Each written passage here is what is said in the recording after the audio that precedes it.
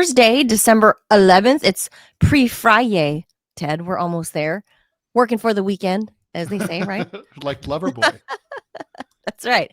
I am Manila Chan. That over there is Ted Rall. You are tuned in to the TMI Show. That is short for Ted Manila Information Show because it's a double entendre. If you haven't watched this show before, we really bring you too much information. And Ted, I feel like I'm in a Scott Stantis and Ted Rall sandwich today for this week. Yes, I think that's true. Well, today, especially because it's your Scott D&D. from 9 to 10, and then Scott, Ted and Scott's excellent adventure. 2 shows, one day on Thursday. Yeah, that's true. right. We do this though, Ted and I, as you said, the lighter take on the news, right? Yeah. Lighter take, or sometimes fighty. We get very fighty on this show sometimes, mostly with Robbie. That can happen. One or both of us are fighting Robbie. We do. Usually, I mean, I don't think I fight Robbie. It's mostly me. Much. It's mostly me. It's mostly me You're fighting more Robbie. belligerent. I am, man. Everyone knows I'm just a peace child. That's right. Is I got a peaceful, easy feeling like the Eagles. Look, I'm trying to reverse the trend of losing faith or in leadership roles from women. So I gotta fight it out with Robbie. Well, that's true. You have your work cut out for you, Manila. No, that's his wife. See, as you can see, we do this. It's anything goes on this show. Like, we do have an outline of things we're going to talk about, but it often goes astray. So you can watch us do that live Monday through Friday at 10 a.m. Eastern time. So please be sure to hit the like, the follow, the subscribe, and the share button, and help us continue to grow this little show we put together a year ago. So with that, Ted, I think I hit the jaws. Off to the races. Guys, the schedule. Off we go. All right. First things first. I know everyone's talking about this, but we have to talk about it a little bit because piracy is like something. Matey. I love Pirate Day. When Me too. Piracy pirate lore is inherently interesting and funny. That's why Pirates of the Caribbean was such a huge franchise for Disney, and they're trying to bring it back. People are going to hate me for saying this. I never liked those movies at all. What? Yeah, sorry. Really? That was like such a huge live action franchise for them. And people rebelled when Disney was bringing back the Pirates franchise, and Johnny Depp was in the throes of the weird divorce battle with Amber Heard and all the discovery of her pooping in the bed and all the... Yeah, you never. I mean, the thing is, once you know that happened, you can never like really look at her again. And is she unhotted? Yeah, I was just gonna say that. Yeah, she got dehotted. Yeah, you read my mind. Really? Yeah. Really? Yeah, she's just not attractive anymore. That's just how it is. It's like nobody's fault. It just, I mean, I guess it's hers, but yeah. There are some men that like the bed pooping. That's or true. Getting pooped on. There are people who would, pay good money for that. There are people. Yeah. Not many though. No, I beg to differ. I told you I had a girlfriend that sent out worn panties and made a lot of money from. Oh, I guess. Wait, did you tell me that? I don't remember that. Yeah, we talked about it on the show. Oh. She did this many years ago. No, I need to hear that story. Tell me. As a side hustle, I'm gonna say this is 2010 ish. This is here in the States, or is this in Japan where they have those vending machines? No, I remember you told me about the vending machines because I told you the story. So one of my girlfriends discovered some weird fetish site where men fetishize sniffing women's panties. And so I don't remember how she came across it, but she's like, yeah, if you ever need to make extra money, she's like, you need to see them. You just go to like the dollar store, buy like cheapo panties, right? They don't have to be nice ones. They don't have to be nice pants. That's exactly what she said. You don't have to be nice ones. She's like, you wear it around for like, a few hours, maybe a day or whatever. Like the Is it stinkier the does better. it You put it in a Ziploc so bag and does you it mail help it to does them. it help if you don't like bathe or like you go cut the lawn or I did not work, ask change those your details. oil? I didn't ask those details, and I was just like, Because I would think oh, being sweatier, you're going to have more smells, right? yeah. You would think like, oh, like maybe you should wear that to the gym and Is there a way get to increase for women to up what's the the word? excretion Just exactly. Yes. Is there a way to do that? levels? I don't know. I mean, other than working out, I don't know. But anyway, she made a pretty penny, Oh, Ted. Robbie says we have an ad, so Oh boy, because we're talking about stank panties, that could I'm well sure. be. By the way, shout out to Ray C 2020, who gifted a subscription to the TMI show. Thank you, Ray, very much. Oh, Ray is every month. Ray is like the Ray's the TMI best. show Santa Claus. That's true. We love Ray, you, Ray. we love Ray. Ray gives I don't know how this works with I don't know how he manages to do it, but he gives out free subs. All right, All let me right. get to our first sponsor of the day. Has Thank nothing you. to do with panties, I don't think. Uh, No. or does it? Okay, so here we go. And then I'll talk about the guy who I think did I tell you about the guy? If I already talked about this, I won't do this. The guy who sold poo. Oh, no, let's not sandwich that with this first advertiser. So here's why. So we're speaking of Ray being the show Santa Claus, right? Mhm. What do you give someone who already has everything? You Mm. give them the sound of a perfect sear. Head to mychicagosteak.com/rumble, code rumble. Chicago Steak Company, top 2% of beef in America, USDA prime and premium Angus, hand cut by master butchers. The kind of marbling that hits a hot pan and fills the whole house with that smell, that buttery meat goodness. You know the one I'm talking about. Mhm. Spend $229 on any holiday order, and your gift arrives at your loved one's door with 6 free petite ribeyes plus free shipping. That's $240 in premium steak, absolutely free. Then there's the unboxing, a black and gold gift box worth unwrapping, packaged with dry ice, smoke rolling out when they crack it open. Christmas morning energy. It's not just another sweater, it's dinner that becomes a memory. Go to mychicagosteak.com/rumble. Use the code RUMBLE, RUMBLE. Go get some steaks. Uh, Ted, you know I like me some good butchered steaks. You and me both. We all yeah, we're all sorry, all you vegetarians out there. This whole show is a carnivorous show. It's true. It's true. We really all love like cows on our plate. How do you take your steak? I'm a if the steak is of high quality, I like it bloody, Me rare. too. But Me too. I want it if to it's a almost crappy moo. if it's crappy and cheap, then I go medium rare. Ooh, yeah, I don't even bother like if it's I don't bother. I don't bother at a restaurant unless it's a good quality Mm. steak. But yeah, I like it. I used to like it to almost moo. But do you know how to cook it? Like when you touch, like when you're poking at it on the stove, What do you you mean? base it on like your finger, your hands. Like if you want You like the squeeze it. toughness, I think Robbie, yeah, well, you can poke at You it. want to see if any Robbie, do you know blood what I'm comes talking out. about? Like based on your hand, like there's parts of your hands that that kind of can symbolize how done a steak is. So like this fat part of your thumb, that's Yeah. about where I like mine. Gotcha. That's how you know it's mostly rare still. I use a thermometer, so I don't just eyeball it. He uses science.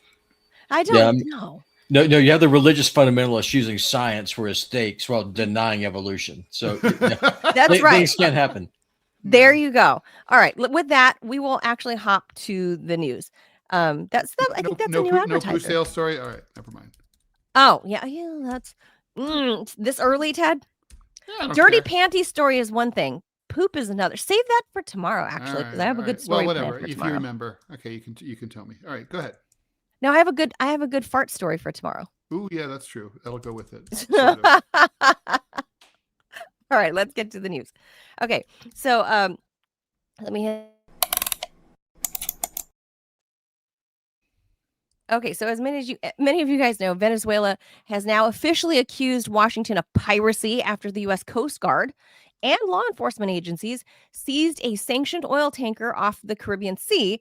On Wednesday, U.S. Attorney General Pam Bondi announced that the captured ship was transporting oil from Venezuela and Iran in violation of sanctions. Caracas denounced the move, arguing that the operation was aimed at stealing the country's resources. The seizure, quote, constitutes a blatant theft and an act of international piracy, the Venezuelan government said in an official statement. The foreign minister there, Ivan Gil Pinto, said America's goal was, quote, has always been to seize Venezuelan oil as part of a deliberate plan to plunder our energy resources, end quote. The Venezuelan government condemned Washington's, quote, imperial abuses and vowed to defend with absolute determination its sovereignty, its natural resources, and its national dignity. News outlets identified the vessel as the Skipper, not to be misconstrued with like Gilligan and the Skipper. And Marianne and the professor. Yeah, and the rest. And the rest, yeah. And the rest. A Guyana-flagged tanker sanctioned by the U.S. in 2022 for allegedly supplying oil to Iran and Hezbollah. The ship was named Adisa when it was sanctioned. That brings a lot of questions, Ted. Like, if Adisa was sanctioned, let's say Adisa gets sold, the new owners decide this is now the Skipper. Is it still sanctioned? That is a good question. And I think we need someone who's an expert on the law of the sea. And that would not be me. I do not know. Right. Like, I would think, like, look, if I had a lot of, let's say, unpaid parking tickets on my Mustang. Let's say I have a Mustang. DC loves to give everybody parking tickets because it has like 800. I got a DC posted. parking ticket when I wasn't even in DC. They just give everybody parking tickets. It's just, I can't even explain. Like, DC loves to give parking tickets. So let's say I'm like, you know what? I'm going to sell this Mustang. It's bad luck. I'm going to sell it because I keep getting parking tickets from DC Metro. Right. For no reason. I'm not even in DC. I sell it. Seems like a good reason. Yeah. So do those parking tickets, and let's say I'm due to get a boot because, a boot on my tire because I haven't paid the parking tickets.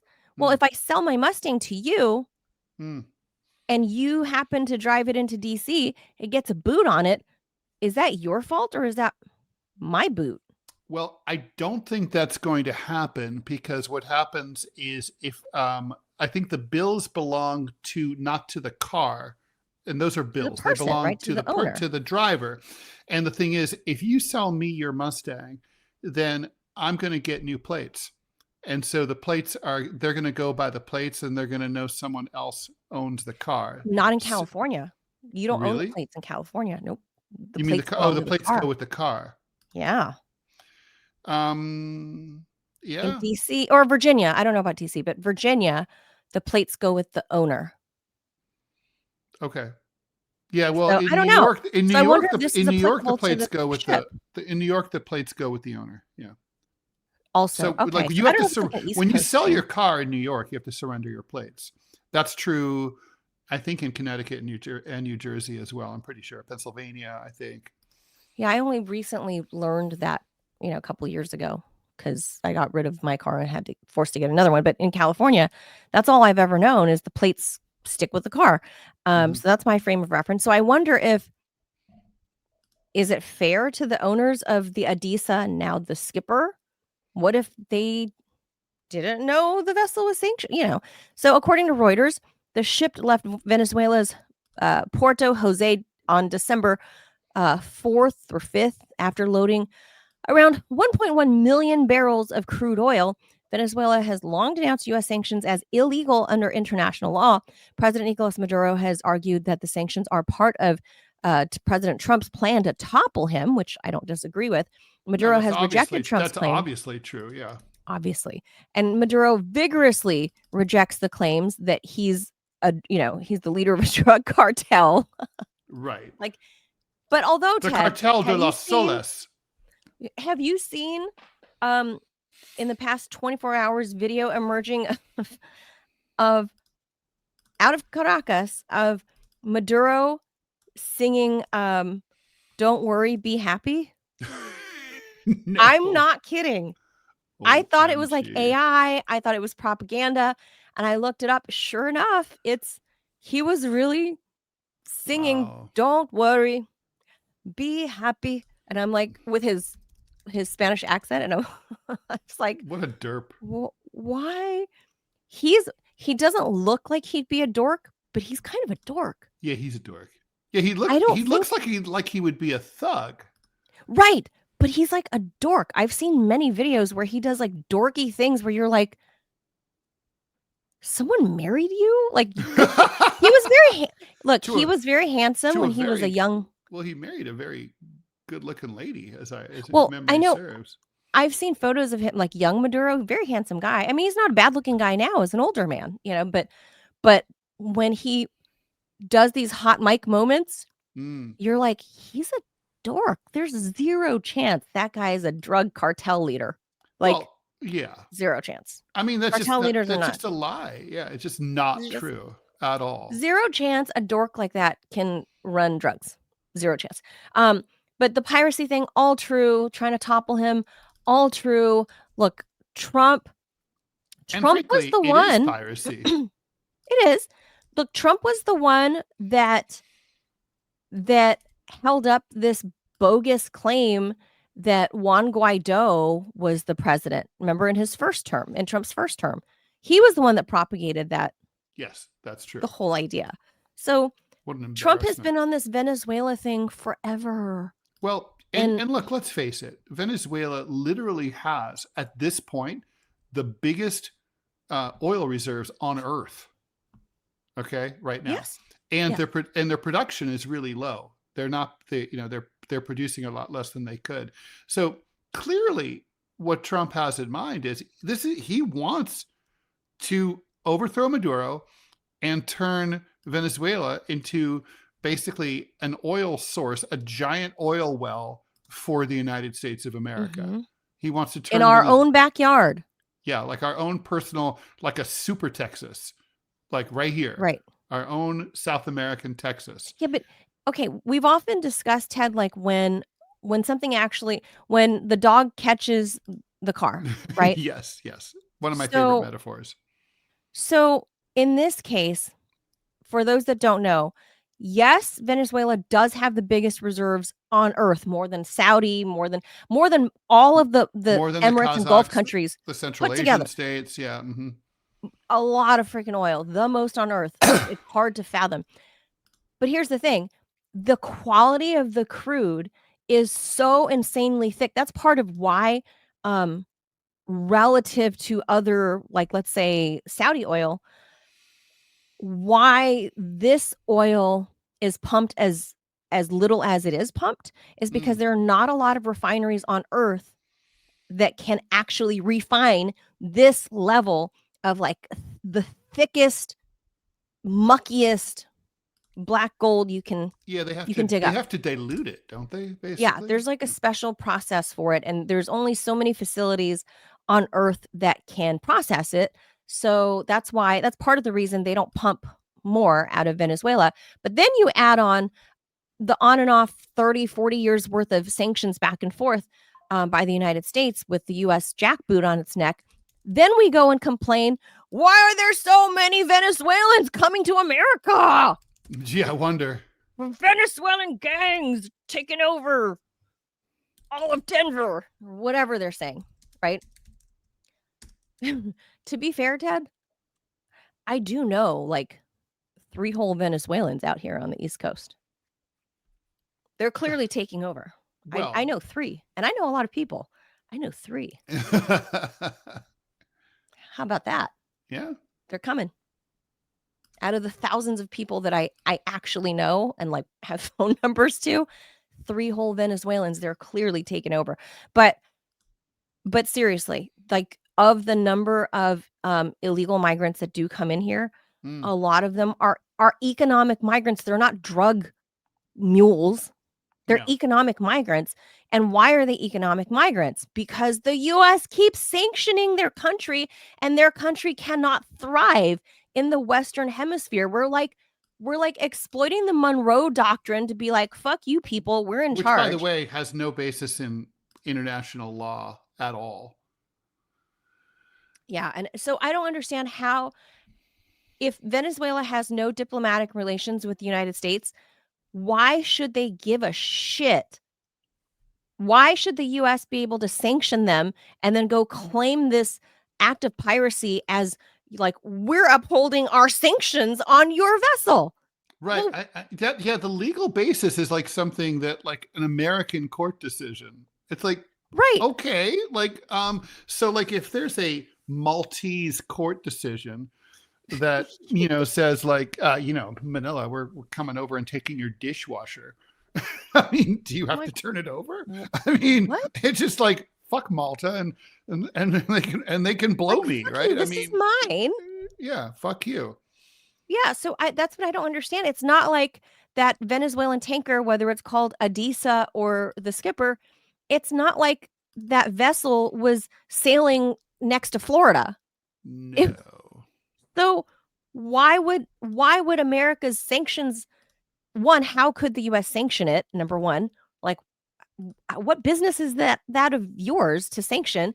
And two, to go and grab it off the coast of Venezuela. Well, I mean, obviously, Manila, we both know the answer, right? The answer is it's might makes right. We can do, and we operate with impunity. We keep people at Guantanamo. We violate treaty obligations. We ignore international law. We finance a genocide. All that stuff is illegal, but we get away with it, and we can drone people in the middle of the ocean for no reason at all. We get away with that because we're big and powerful and no one can fuck with us. It's really just that simple. There's nothing more to it than that. I wish it was like there was some kind of novel theory, but it's basically like we're a 900-pound gorilla.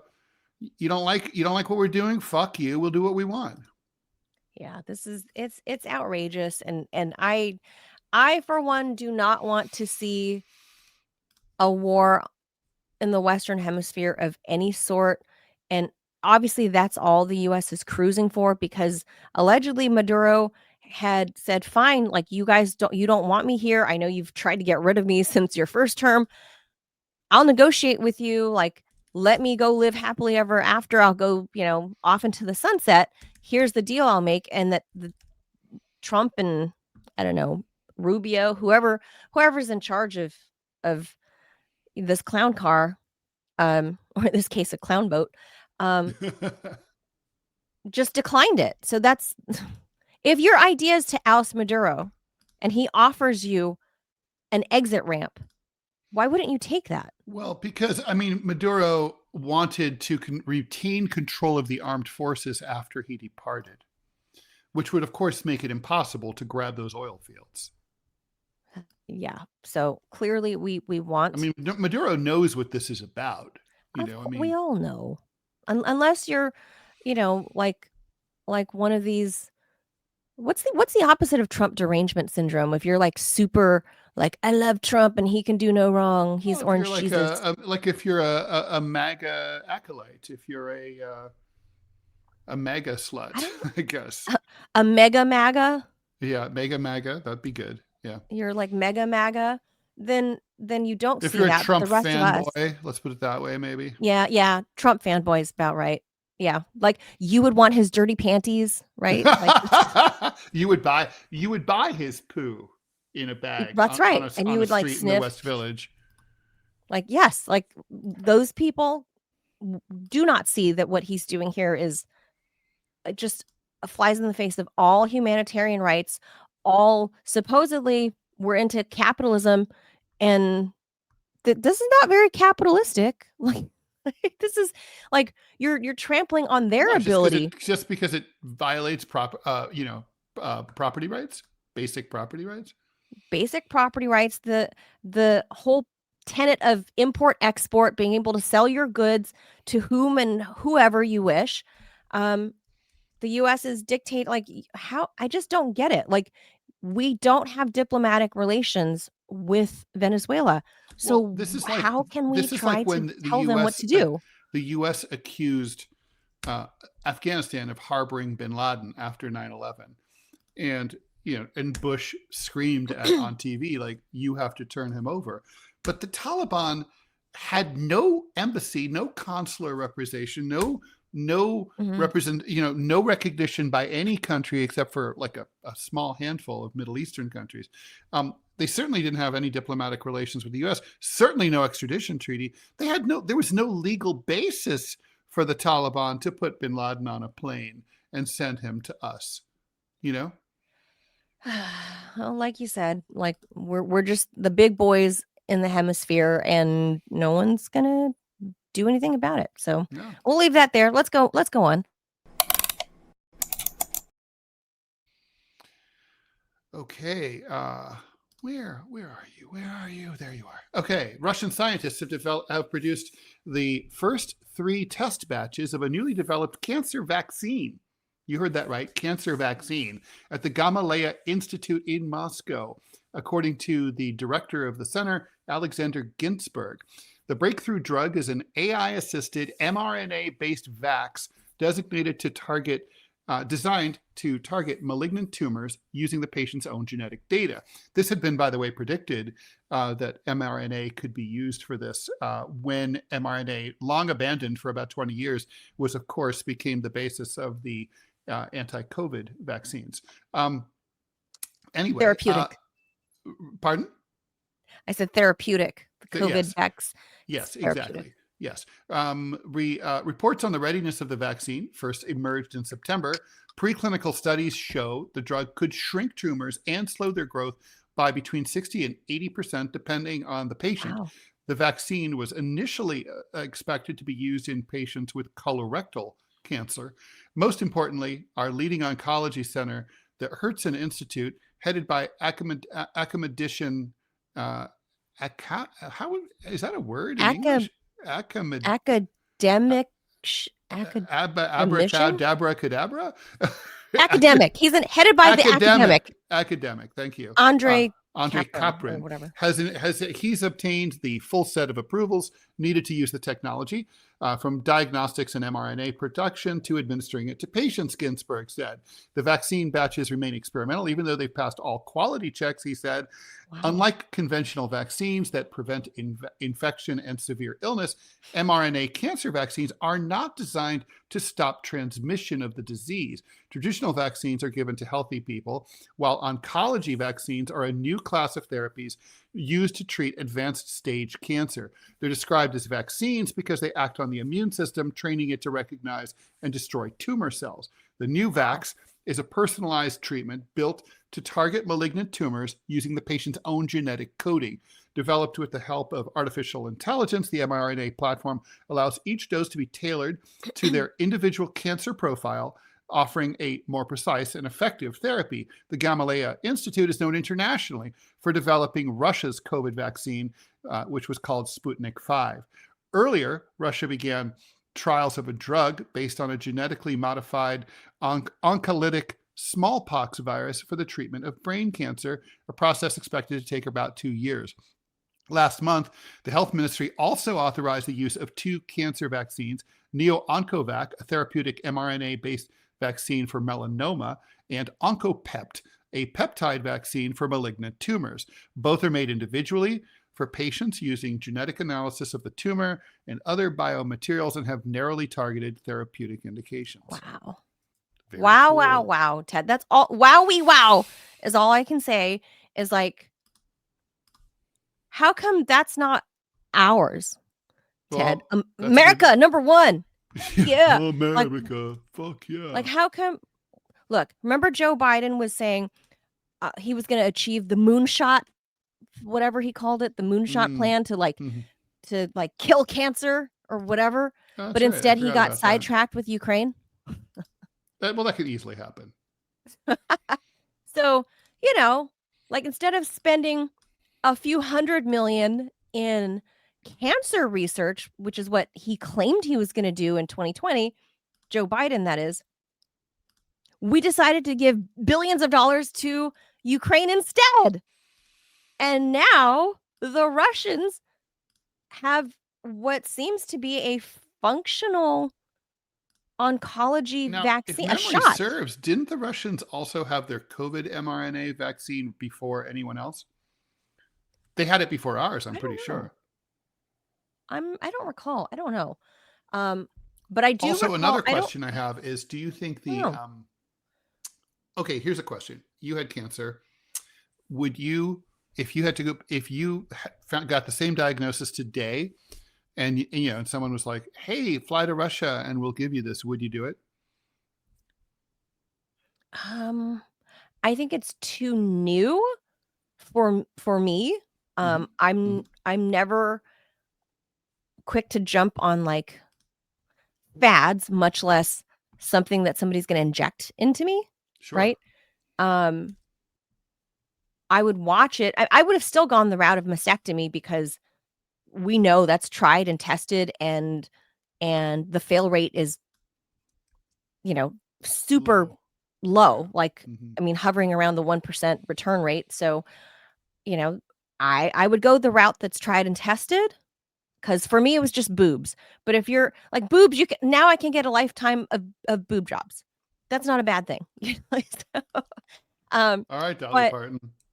well, I mean, she looks good. She's like 100. But if I, let's say, had something more serious, like a colorectal thing, like, I'm not saying breast cancer is not serious. I'm saying my breast cancer Sure. Mm-hmm. was not as serious. Like, obviously breast cancer kills people. For me, mine was like the lowest possible stage and whatever. So my particular case was not super serious. So I was like, lob them off. That's the easiest route. Mm.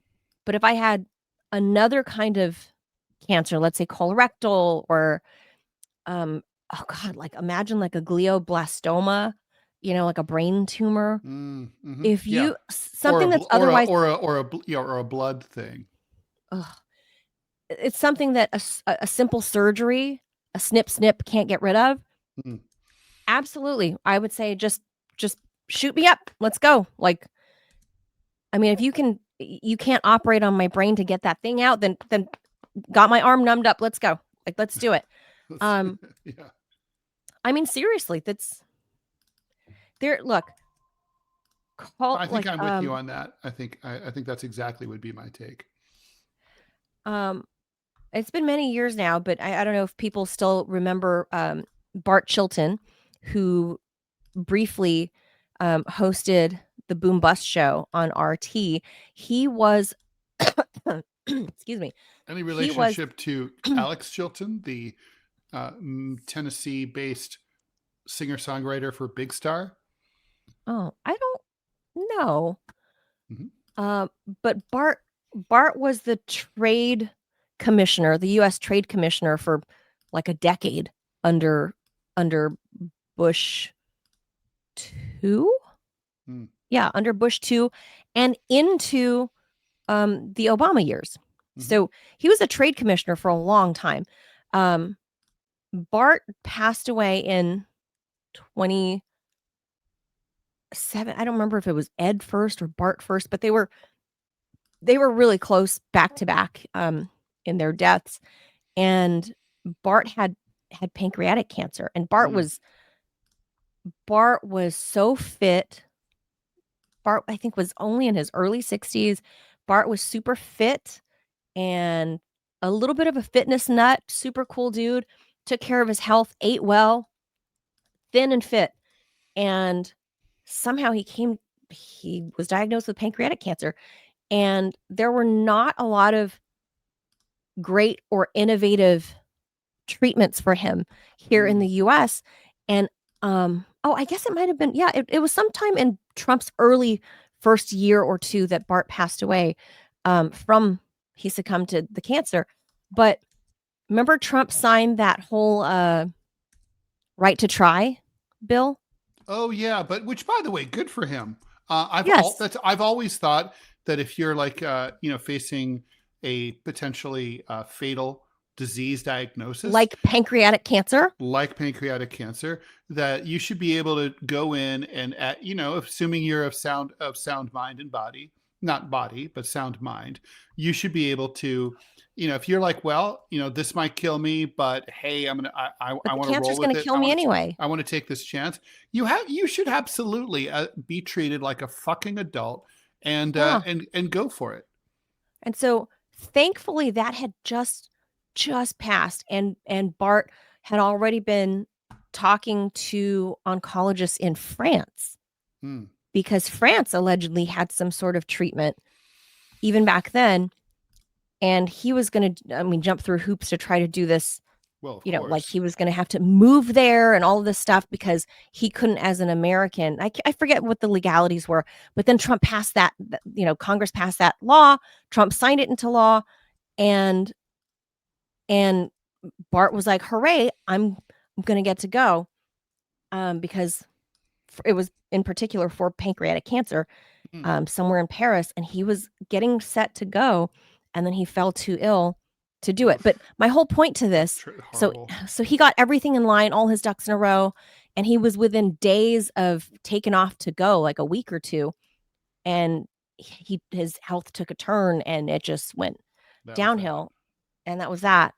He was within days, like 10, 14 days of his trip, and Jesus Christ. That was that. And he just never recovered.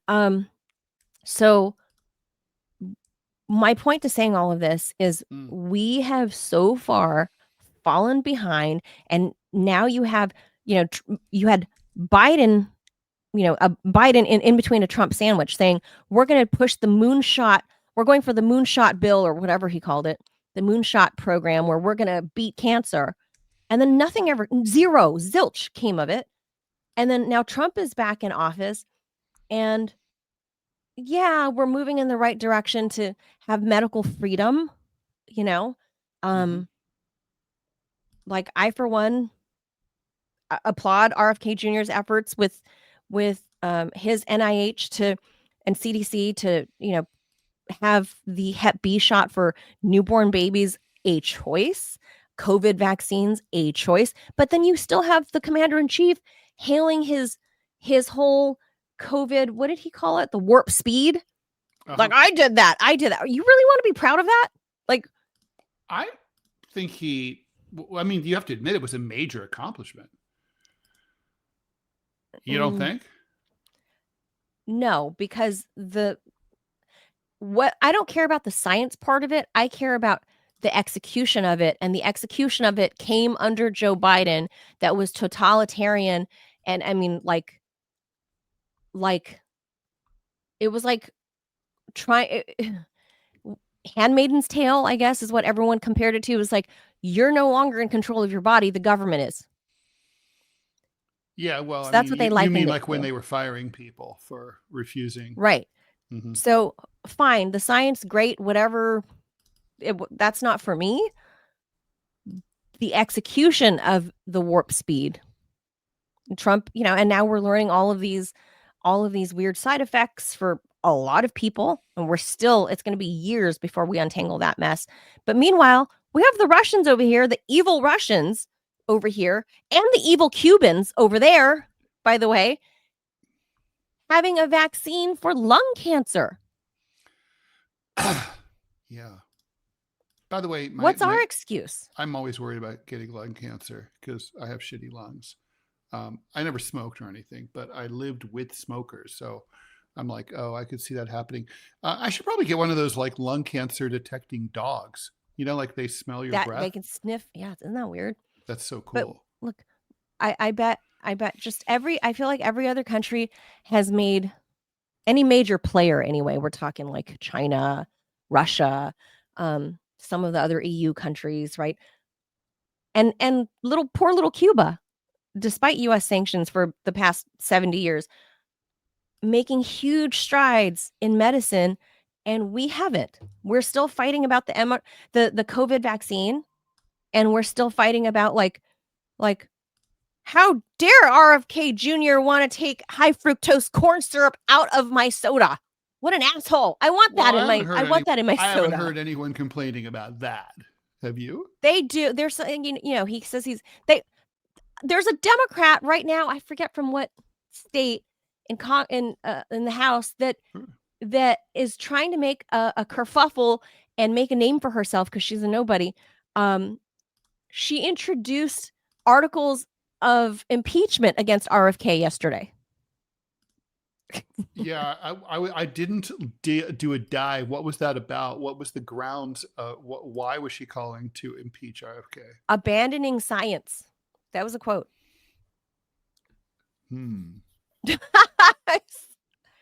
So she blinded me with science, said Thomas. That's right. So meanwhile, we have that. And the Russians, meanwhile, are over here working on batches of vaccines that could shrink tumors by 60 to 80%. I mean, yeah. I mean, the thing is, when Russians make these claims, do they tend to be accurate? I think they do, right? Pretty much. Oh, yeah. I mean, like I said, they did yeoman's work on the COVID vaccine. Yeah, the Russians are not fake news. They're not scientific slouches at all. No, during the Soviet they got period, to space before us. I remember just staring at the periodic table of the elements when I was in physics school at Columbia, and all of the top elements were discovered by Soviet physicists. All of them. Yeah. So there's that. Robbie says we have a second ad we have to get to. Go ahead and pop that up, Robbie. I'll read it, and then Ted will do the next story, which we'll zoom through because this is fun. I just happened to be talking about this particular next story with my son yesterday. Nice. So Robbie's going to put up this thing, but just out of curiosity, Ted, you've traveled a lot. Have you been to Switzerland? I have not. It's I would totally go. But there's certain countries where they sound boring. And so it's sort of like, if I were invited to give a speech or something like that, I would love to go to Switzerland. But I feel like, from my hard-earned Ted Rall vacation dollars, there's places I'm more interested in. Like, I've never been to Mongolia. I really want to go to Mongolia. Stuff like that. You know what I mean? Does that make sense? Okay. It's like Ireland. Well, it's meant. I mean, I've always wanted to go, but it just sounds like that's kind of high on my. There's not a lot going on. To-do list. You know what I mean? I just want to see it. Okay. All right. So let me get to this ad, and then we'll jaws it to the next story. All right. So most everyone knows what stem cells are, but now there is a new liquid version for cats and dogs. It's used to support longevity, and it may have other positive effects on immunity and rejuvenation. There is a lot of web searchable material about humans and the benefits of stem cells, but this is a new and affordable pet product. Please visit stemrescue.com for the full briefing. It's spelled STEM, STEM, STEM Rescue, RESCUE.com, stemrescue.com, and learn how you can use stem cells to help Fido and Clovis do better in their golden years. I would like that. Huh. Clovis is now a middle-aged cat. Oh, is he? Yeah, he's like 6. All right, I'm gonna jaws it. Breaking news: a federal judge in Maryland has ordered Kilmar Albrego Garcia, we all remember him, freed from immigration detention effective immediately while his challenge against deportation goes forward. U.S. District Judge Paula Zinnes, who has been just really pissed off at Trump about the ICE stuff, ruled that ICE has to release Albrego Garcia from custody immediately. Quote, since Albrego Garcia's return from wrongful detention in El Salvador, he has been re-detained again without lawful authority, the judge wrote. For this reason, the court will grant Albrego Garcia's petition for immediate release. So there you go. And I think he's going to walk out today. That poor guy's been through a lot. Yeah, he has been. Yeah, he has. Okay, all right. Here, let's read this. Okay, so tourism is booming in Zermatt, a small commune That's not to say like a commune where everyone sleeps together and does drugs. That just means like a little village, okay, in Europe. In the Swiss Alps, where the permanent population of around 6,000 swells to 40,000 in the winter months, making it almost impossible to find a place to stay. This puts a lot of pressure on visitors and local entrepreneurs who struggle to find housing for their workers. Now, one hotelier is solving the problem by building a 260 meter, in other words, like close to 300-yard high skyscraper right by the iconic Matterhorn. Heinz Julin, a 61-year-old hotelier and architect, unveiled his plans for a skyscraper just outside Zermatt in front of a young crowd who seemed very into it. The same could not be said about the locals, who basically called the idea crazy and a threat to the whole idea of Zermatt's appeal. Why not carve into the Matterhorn, build apartments inside, and install an elevator to the summit? One local sarcastically asked. If the building is tall enough to block the view of the mountain, tourists might just stop coming and housing prices could drop. Problem solved. Julian's skyscraper, which would be called Lena Peak, is nothing if not ambitious. The floors 2 to 32 would be reserved for local residents, as well as for hundreds of foreigners employed seasonally in the hotels there, restaurants, and electric taxi companies. The upper 30 floors would be reserved for luxury apartments, of course, targeting wealthy foreign investors. I've been thinking about it a long time, and I've spent a lot of time on it, if not a lot of money. Julin told SRF, a Swiss broadcasting company, the housing shortage is a serious issue. Many residents are forced to relocate due to a lack of affordable spaces. Property prices in Zermatt skyrocketed during the pandemic and never came down, but Heinz Julin managed to get plots of land by the Matterhorn, and should he manage to scrape up the 500 million euros he needs, he thinks it'll be done by 2034. Combating the housing shortage in a Swiss Alps resort by building a skyscraper right next to one of the most iconic mountain peaks in the world is a bold idea and more than a little strange, but he's kind of a wacky dude. The 61-year-old Zermatt-born architect has already begun collecting signatures from locals. Experts say that they actually think it's entirely realistic that this may actually come to pass. I have it up on the screen, Ted. These are mock-ups of what it like. No, what a turd. Dude. Like, no. Like, you would literally ruin like this iconic view of like this valley, and then in the foreground of the valley, the peak of the Matterhorn. My son and I were actually talking about this last night because he was talking about roller coasters that like I don't think he likes them necessarily, but we went on some, and he's like, "Did I go on the Matterhorn at Disneyland?" And I said, "No, I think it was closed that time." And he's like, "Why do they name it the Matterhorn?" I said, "Because it's modeled after this mountain in the Swiss Alps." And so I showed him some videos, and he was like, "Wow, that's so tall." Literally just last night, and then this story I saw, and I went, "Are you kidding?" Well, first of all, obviously, like my browser is spying on me. Number one, but number two, yes, clearly, because who would know a story like this existed? But now that we do know it exists, I think that's shit, Ted. I know you need like housing and accommodations, but I feel like a skyscraper is not it. Like, why aren't you building like low, I don't know, like motel height long, like across the land, not up to compete with the peak? I mean, that just ruins the whole majestic mountain view. Well, I mean, obviously the locals agree with you, and I agree with the locals. I mean, look, I mean, the thing is, I don't think it's actually a terrible idea. I guess what I don't understand is the location. Can't you build this, a couple, around behind another mountain? Can't you put it so it's not like right next to the Matterhorn? Can't you have it nearby so that, like, let's say there's a 45-minute commute to get there? I mean, surely there's some solution here. Well, I guess Zermatt is that little valley town, that little strip there, that's being overshadowed, that's kind of wedged in between Lena Peak and the Matterhorn, the foothill of the Matterhorn. That is the town of Zermatt, and that's why it's only, like 6,000 people. So I guess if you I mean, by the way, this is, of course, a problem that exists all over the place, right? I mean, This is this is like places like Aspen and Park City have similar problems. Robbie has issues about this for sure.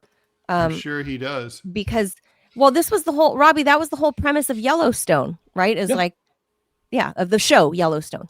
Yeah, I mean, you have all these outsiders. You come to a place where you have no attachment to the land, you have no attachment to the culture, that guy's and born there though. But that guy, the architect, is a local native, which is weird. He's from there.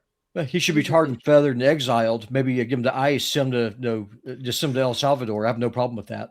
I mean, the problem is that you have all these people come in and they destroy what they find. They come in, they love what they find so much that they decide to wreck it and make it a mirror image of the shit-stained place that they came from. Yeah, that's Robbie's main complaint of what's happening in Montana. And the whole theme of the show Yellowstone is these outsiders want to turn this beautiful, majestic piece of nature into a resort. Yeah. And that's what's going to happen. I don't know. Sadly, I think it is going to happen at some point to the Matterhorn. I don't understand why they also. I would like to go there. I don't know why they don't just build Hobbit style. Go underground. Low. You could. Yeah. Well, it's actually better. It's built more insulated. Is that what you said? Yeah. It's stone. Yeah, just build in. I mean, it's going to be hard. You might trigger. I don't know. Would you trigger landslides by doing that? By blasting into mountains? Possibly, but I'm used to it in the off season. No, but why wouldn't you just build low, like a really long motel, like that 2-mile city that Saudi Arabia wants to build? So I can answer this question because of the three of us, someone actually lives in a valley. Geography is a thing, and so you only have so much space that you're able to use, and I mean that's the answer, because you have the mountains, you have the foothills, you have to take the topography into consideration. Like Kalispell will never be as big as Missoula physically, because we're in a very narrow valley. That's what that is. That's a valley. Yeah. It looks like it's actually more of a pass than even really a valley. And so there's only so much that you're able to do. So either you build under or you build up. Mm-hmm. If you build up, it's cheaper. Don't build up. But it makes it look like ass. You ruin. Yeah, it looks like shit. I'd say no. This guy, no. Well, what about my idea of just doing it like sort of further away? Well, then people aren't right there where they can look out and see the beauty. Yeah, then no one's paying for the luxury apartments, right? Right. That's right. I mean, that's what it is. They want to look at the Matterhorn. That's that's the thing too, right? It's not really about solving a housing crunch. If it were, they wouldn't need to sell these luxury apartments. No, because right now there's they would just have like trailers, like they have in, is it North Dakota or South Dakota that has the oil boom? North Dakota. And they have a lot of oil. They have a housing shortage there, and they bring in tons of trailers there. Yeah. Well, the apartments that I live in, that she came visit me in, these were made out of shipping containers that were originally made for housing for the oil workers. But I mean, by the way, guys, I have a hard out in 3 minutos. Okay, we got to go, but that's I got you. Yeah. But we will be rating to DMZ America after this, so y'all stay tuned. You get to see more of Ted and Scott. That's true. As if you had and Mark Fiore. Ted, I'm going to make you read this one because I'm like losing my voice. I think here we go. I'll be very, very quick here. Okay, move over trade deals and geopolitical strategy. The biggest diplomatic flashpoint in the U.S. State Department is typography. In a new memo that looks like it was drafted in a SharePoint meetings that no one wanted to attend, little Marco Rubio has ordered all diplomats to ditch Calibri font and return to Times New Roman for official communications. According to him, this font will restore decorum and professionalism and abolish another allegedly wasteful diversity program. So for the record here, the difference between these two fonts is mainly that Times New Roman is a serif font and that Calibri is a sans serif. And it is a fact that sans serif fonts are easier for people who are hard of seeing to see it. That's why, for example, if you ever watch Helvetica, which is a great documentary, really, truly a great documentary about the font Helvetica, you'll note that Helvetica pops up all over the place, for example, It's the signage in the New York City subway system. All the stations are in Helvetica, and it's one of the easiest to read for people who are legally blind. And it's white on black lettering, which is also much easier to see than any other configuration. So, you know, I mean, it's. Well, look, Rubio made this whole thing an official. It's official doctrine of the Trump administration, Rubio State Department, is that all diplomats have to use Times New Roman. Bye, Manila. See you tomorrow. Adios, everybody. Stay tuned. DMZ America podcast with me and Scott Stan is coming right up. If you're in the Rumble feed, you'll be rated. If you're on YouTube, you have to go over and find it. Bye. Adios, all. Bye. Thank you.